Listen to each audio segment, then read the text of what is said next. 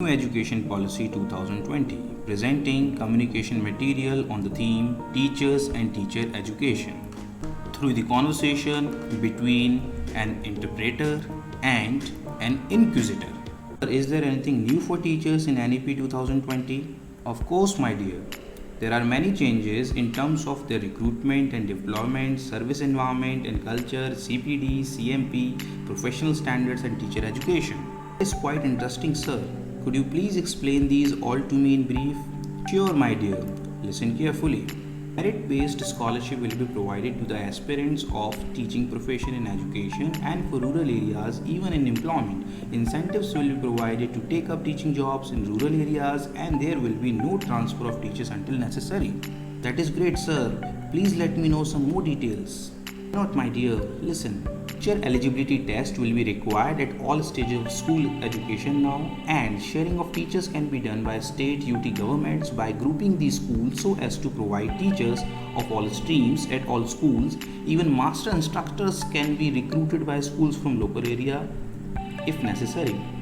Means every student can learn any subject at any school, that too by experts. Yes, my dear.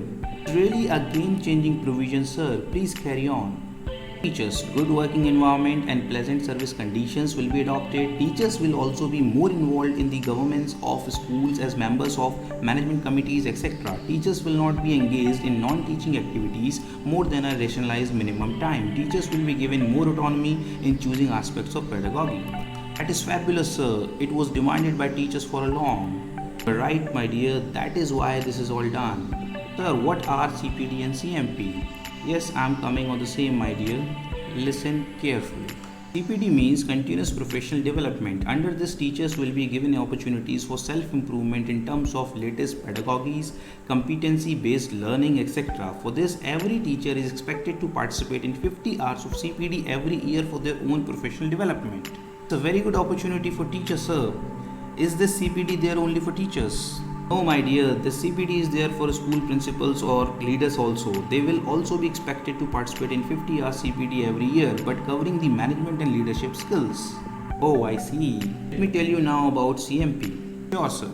CMP means career management and progression. Under this, a robust merit-based structure of tenure, promotion and salary structure will be developed to recognize and promote the teachers doing outstanding work. The assessment of performance will be done on the basis of peer reviews, attendance, commitment of PD and forms of service to the school or as decided by NPST. By this, true teachers will be motivated to get excellence, sir. Indeed, my dear. Please tell me about professional standards for teachers and what is this NPST? Expected it to be your next question, my dear. Okay, listen.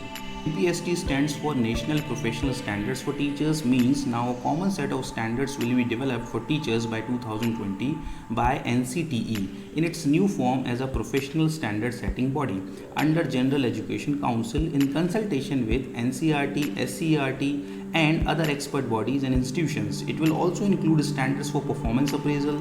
All these standards will be reviewed and revised first by 2020 and thereafter every 10 years.